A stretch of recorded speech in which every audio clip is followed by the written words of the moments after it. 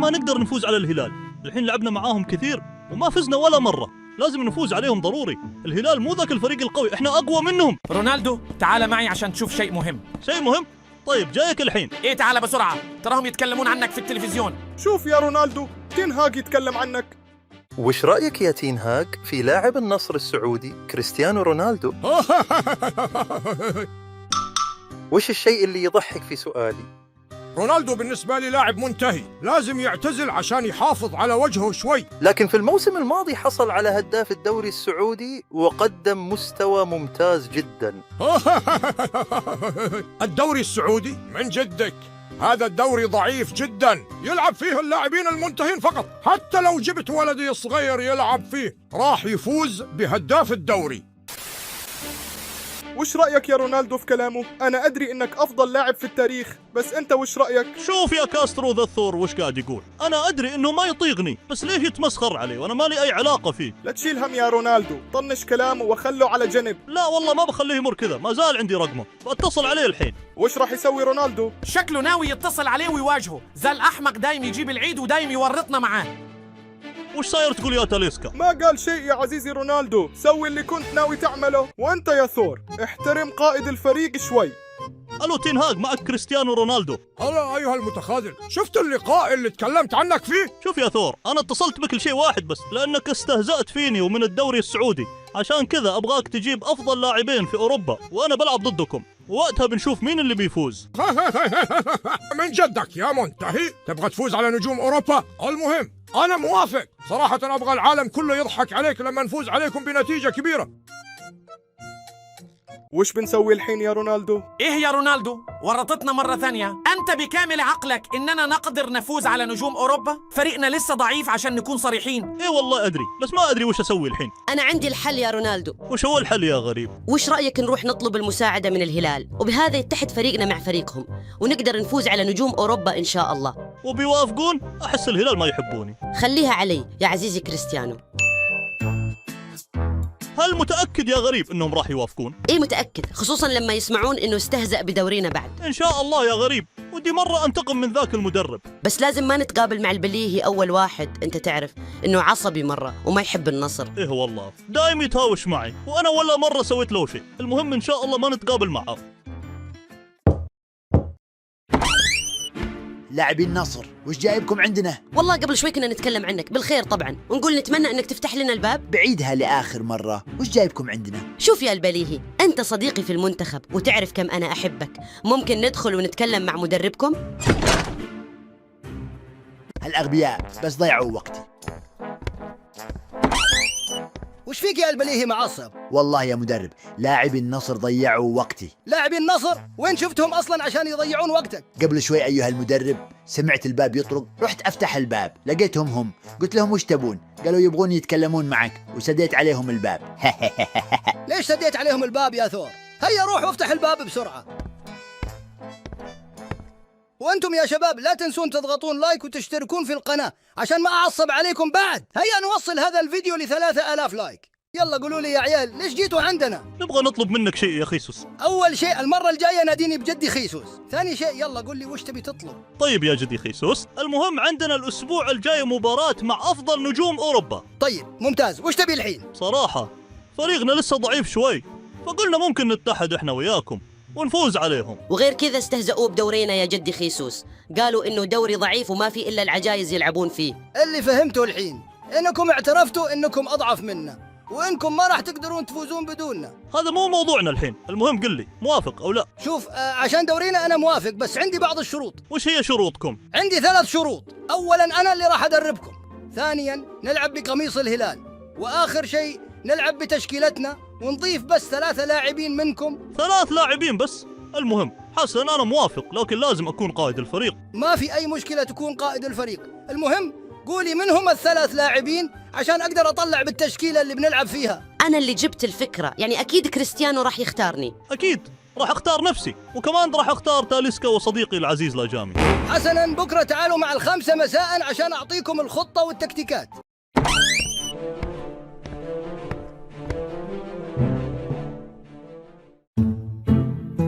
يا شباب أخيرا جاء الوقت حق الانتقام. اليوم عندنا أول مباراة مصيرية في الموسم، لازم نلقن الهلال درس ما ينسونه أبدا. ولا يهمك يا رونالدو، اليوم راح نفوز. أنا معتمد عليكم بشكل كبير يا تاليسكا وماني، لا تجيبون العيد مثل كل مرة. اليوم إن شاء الله بنرفع أول بطولة رسمية معاك يا كريستيانو. ايه، راح نلقن الهلال درس ما راح ينسونه طول حياتهم إن شاء الله يا عيال. وبالمناسبة هالمرة عندنا أفضل حارس، الحارس بنتو، رجال هالحارس، مو مثل بعض الناس اللي كانوا دايما يجيبون العيد. يا شباب، هل خلصتوا سواليفكم؟ مين قال لك تتكلم؟ سامحني يا رونالدو، ما راح أعيدها مرة ثانية. يا عيال الحين عندنا مباراة مع النصر، فلازم نفوز زي دايما. تكفى يا مدرب، قل لهم يخلوني ألعب، ودي أفوز على النصر أنا بعد. يا البليهي، أنت السبب أصلا في أننا فزنا بصعوبة في آخر مباراة مع النصر.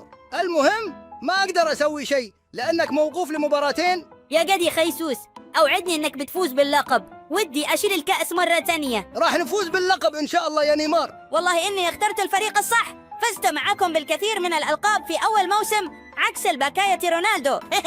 وأنت يا بونو، إذا ودك تطلع من مكانك وتلعب محور ما عندنا مشكلة، تعودنا على هالشيء في مبارياتك ضد النصر. إذا حسيت بالملل ممكن أسويها. سوي اللي تبيه يا عزيزي بونو. المهم يا شباب، المباراة بتبدأ الحين، يلا ادخلوا الملعب. راح أفوز بك اليوم.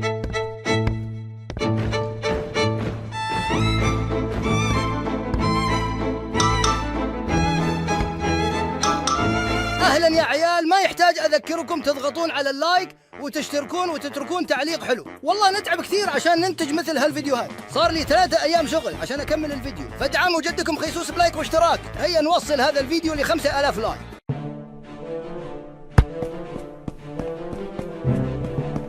مستواي تراجع كثير، لازم أقدم شيء مميز في هالمباراة عشان يرجع خيسوس يثق فيني.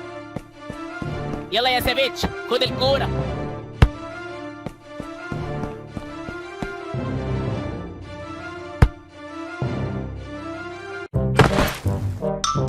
وش الفريق اللي بنتقل له؟ روما؟ أو ليش لا ريال مدريد وأخذ مكانه كارفاخال وأصير نجم الريال، بعدين أجيب الكرة الذهبية. سعود، لا تحلم كثير، يلا العب الكورة بسرعة. آسف يا سافيتش.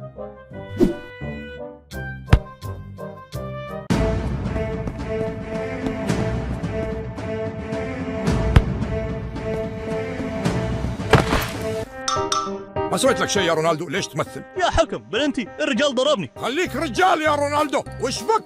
طفشتنا يا رونالدو بهالحركات، كل مباراة تبكي وتحتج زي العيال على بلنتيات وهمية. المهم أنا طفشان، بروح ألعب محور شوي. وش قاعد يسوي هالمجنون؟ الحقه يا ماني وخذ منه الكورة، هذه فرصتنا. ما راح تقدرون تاخذون الكرة من بونو أبدا، والله أفكر ألعبها مكان نيفيز. مرر الكورة لي يا تاليسكا. ليش أمررها له؟ حتى أنا أقدر أسجل الأهداف وأصير نجم الفريق. ليش ما أعطيتني الكورة؟ كنت في مكان ممتاز عشان أسجل. سامحني يا رونالدو، ما شفتك. مو مشكلة يا تاليسكا، المهم لازم نركز عشان نسجل.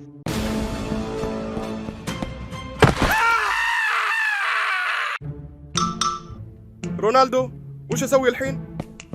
أدخل غريب، لاعب مهاري وسريع وراح يصنع الفارق في هالمباراة. الله يسعدك يا أفضل لاعب في العالم، راح أسوي اللي تبغاه. يلا بسرعة، ما عندنا وقت كثير. هيا يا غريب، لازم تثبت إنك تستحق تلعب، كريستيانو يثق فيك وأنا بعد. ما أنك تثق فيني يا كريستيانو، لازم أقدم أقصى مستواي.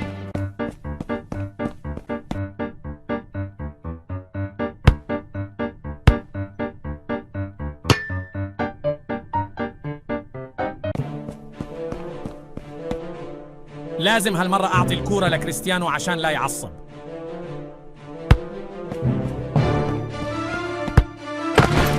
ما راح تسجل أي هدف يا كريستيانو. لازم أسجل على الهلال، لازم أفرح جمهور النصر، لازم أسوي شيء. لازم أساعد كريستيانو على الفوز في هالمباراة والتسجيل. هلا سعود، ما راح أخليك تعدي يا غريب. من اللي قال لك إني أبغى أعدي؟ أنا بس أبغى أسولف معاك. جد؟ وين تبغى تسولف؟ ودي أسولف معاك عن انتقالك. يلا قولي من الفريق اللي يبغى يشتريك؟ في كثير من الفرق الأوروبية اللي تبغاني، لكن بصراحة أنا حاطة عيني على روما، وبعدها إن شاء الله أنتقل لفريق أكبر زي البرسا أو الريال، ودي ألعب مع روما مثل ما سوى محمد صلاح. إيش رأيك أنت؟ وين غريب؟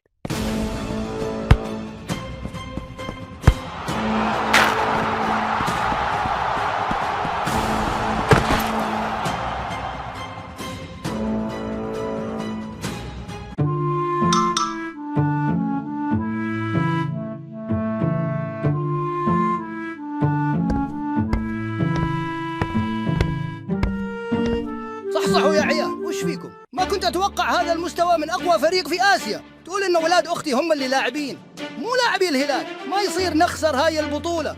شدوا حيلكم يا عيال، أبيكم تدخلون في الشوط الثاني وتورون فريق النصر أن الشرع حللنا 4. شلون يا مدرب؟ ما فهمت.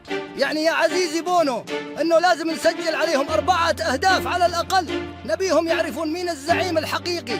وأنت يا سعود شد حيلك، أشوفك مو مركز في هالمباراة. الهدف جاء من جهتك. حاضر يا مدرب، أعدك بأني راح أركز 100%. أنا بنخيب ظن جدنا خيسوس فينا.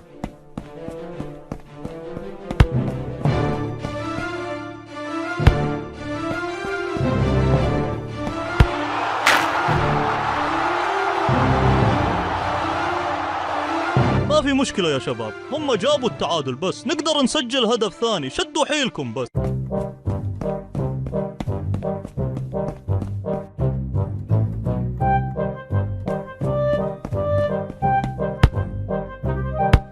ما راح تسجل علينا اليوم أبدا يا متروفيتش.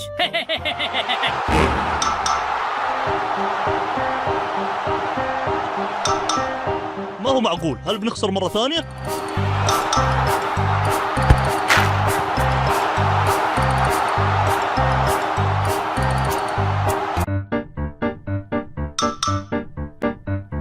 مرر لي الكورة يا حبيبنا بنتو.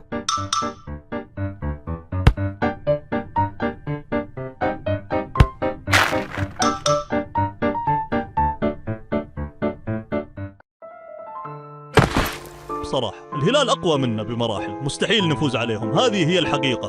شوف يا مترو، منافسينا صاروا معجبين فينا. شكلنا لازم ندور على منافسين جدد.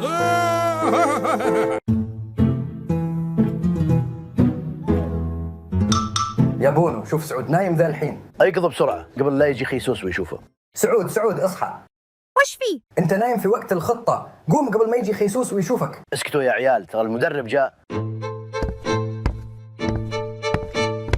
السلام عليكم يا شباب، آسف على التأخير. اليوم بنتكلم عن مباراة بكرة. ما في أي مشكلة يا مدرب. المهم مثل ما تعرفون بكرة بتكون أول مباراة رسمية لنا هالموسم، فلازم نشد حيلنا ونفوز. هذه هي التشكيلة اللي بنلعب فيها إن شاء الله. يا مدرب ليش ما لعبتني أساسي؟ سعود تعال هنا، أبغى أتكلم معك في موضوع مهم. أنا؟ إيه أنت يا سعود، أبغى أكلمك بشيء خاص. الإدارة قالت لي إنك ما تبغى تكمل تلعب معنا وتبغى تحترف برا السعودية، هل هذا صحيح؟ إيه صحيح يا كوتش، جتني عروض من أندية برا وأفكر في الاحتراف عشان أطور نفسي وأكتسب خبرة جديدة. والله خيبت ظني فيك يا سعود. المهم يلا روح. اسمعوا يا شباب، مباراة الهلال بتكون صعبة مرة، لكن عندي خطة ذكية عشان نفوز عليهم. وش هي الخطة يا مدرب؟ مثل ما تعرفون الهلال ما عنده مدافعيه الأساسيين في المباراة هذه، يعني لازم نستغل هالنقطة. بنلعب كرات خلف دفاعاتهم، وأنا متأكد إذا ركزنا زين راح نسجل الأهداف.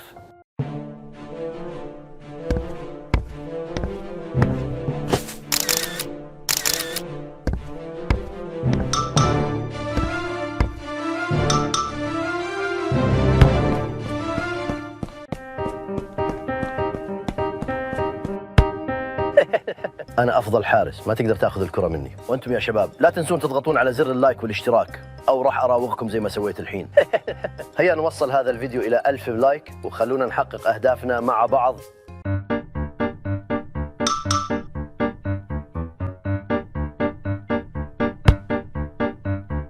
من جدك أنت.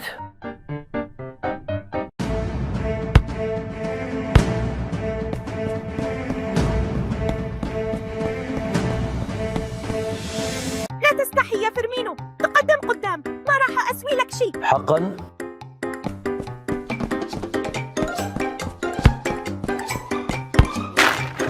ما راح نخسر أبدا. يلا يا مترو سوي لنا شيء. تم يا مدرب، راح أوريك شغلي.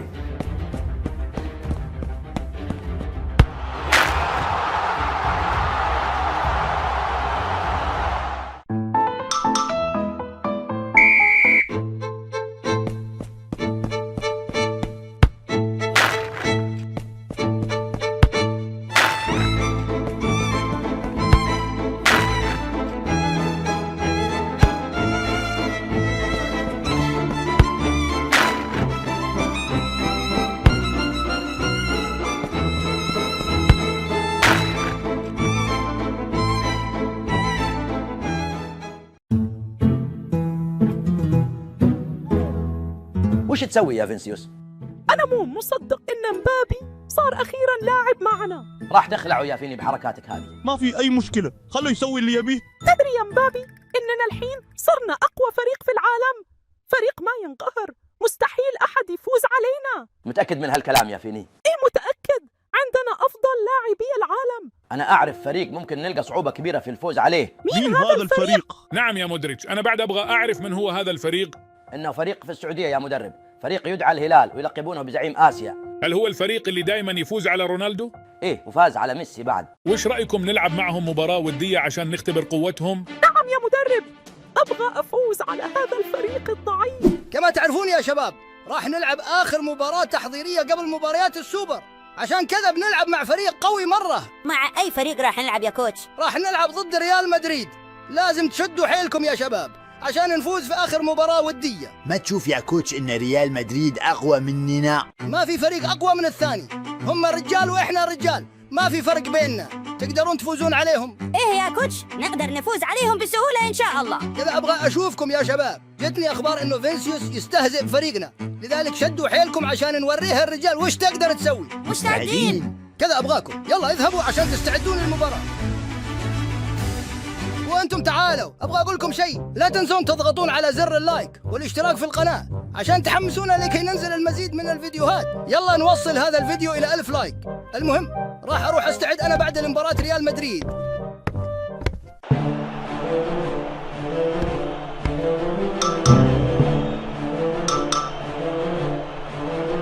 ما ينفع نخسر هذه المباراة، جدي خيسوس واثق فينا كثير، عشان كذا راح أسوي كل اللي أقدر عليه. هل هذا هو فريق الهلال؟ يبدو إنه فريق ضعيف جدا، بنفوز عليهم اليوم بنتيجة كبيرة.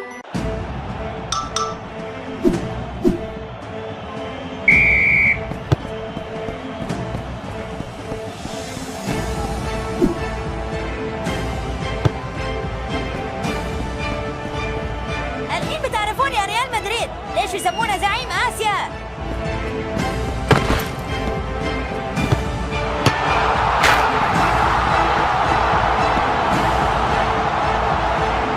يلا يا شباب، الحين الكل يركز في الدفاع. مو معقول، كيف الهلال يقدر يفوز علينا؟ مستحيل نخسر. يلا يا مبابي.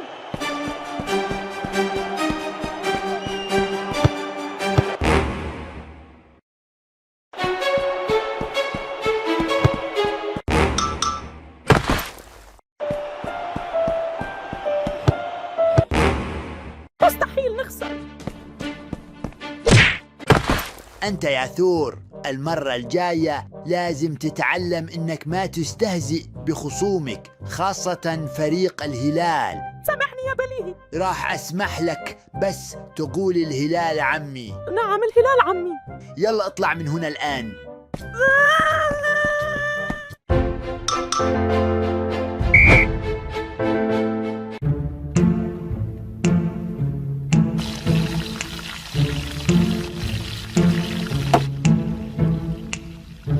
كريستيانو، أين أنت؟ تعال ساعدني قليلاً. لماذا لا يجيب؟ ماذا يفعل؟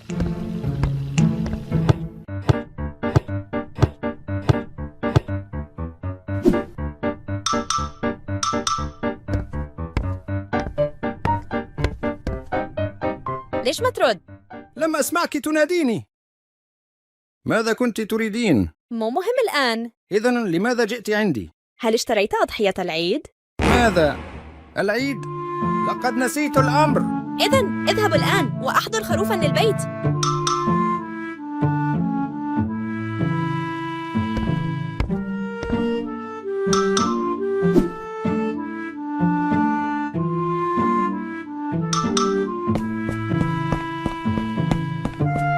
رونالدو، لماذا أنت حزين هكذا؟ ساديو ماني، إنني في ورطة كبيرة. حقاً؟ أخبرني، يمكنني أن أساعدك. تأخرت في شراء خروف العيد، والآن لم أجد أي تاجر أشتري منه، وجورجينا ستغضب كثيراً إذا لم أستطع إيجاده. لدي طريقة لحل هذا المشكل. حقاً؟ نعم، هيا اتبعني.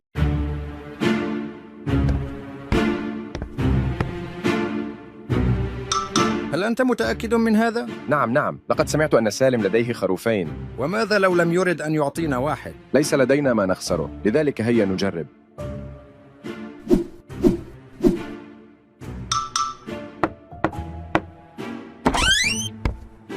شو تبون؟ هل يمكننا أن نتحدث مع سالم في أمر مهم؟ سالم؟ حسناً، هيا ادخلوا. هيا يا ماني.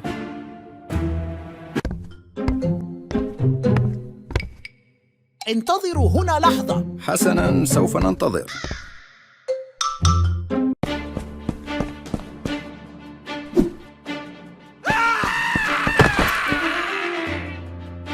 أين هرب صديقك؟ لقد تخاذل مرة أخرى، دائما ما يفعلها في المباريات. الآن أخبرني بدون لف ودوران، ليش جاي عندنا؟ أريد أن أتحدث مع سالم في أمر مهم. أخبرني أنا، ماذا تريد؟ لا، لن أخبرك، أنا أريد أن أتحدث مع سالم. لن تخبرني؟ إذا أنت تختار أن تضرب. اهدأوا يا شباب، لا تتشاجروا. الآن أخبرنا يا رونالدو، لماذا أتيت عندنا؟ نعم، هيا أخبرنا بسرعة. اهدأ يا البليهي، سوف يخبرنا رونالدو بكل شيء. نعم، سوف أخبركم. لقد أتيت عندكم لأنني أريد أن تعطيني خروفا. لقد سمعت أنك عندك خروفين. ماذا؟ أعطيك خروفي؟ نعم، أرجوك، إنني محتاجه كثيرا. أرجوك ساعدني. لا، لن يعطيك أي شيء. هيا أخرج من هنا. انتظر لحظة، لماذا أنت تريده؟ الآن أخبرني جواب نهائي، هل سوف تعطيني إياه أو لا؟ يظهر لي أنك لا تريد أن تخبرني بالسبب. إذن لا، لن أعطيك أي شيء. هيا أخرج من هنا.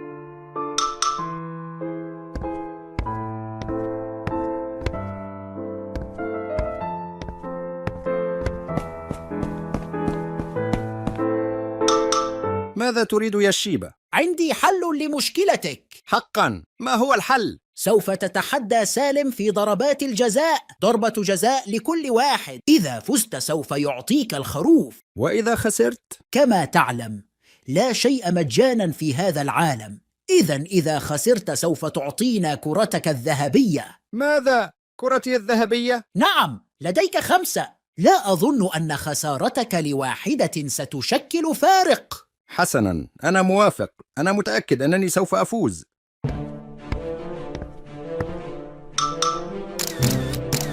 هل أنت متأكد من هذا التحدي؟ نعم. إذن هيا نبدأ.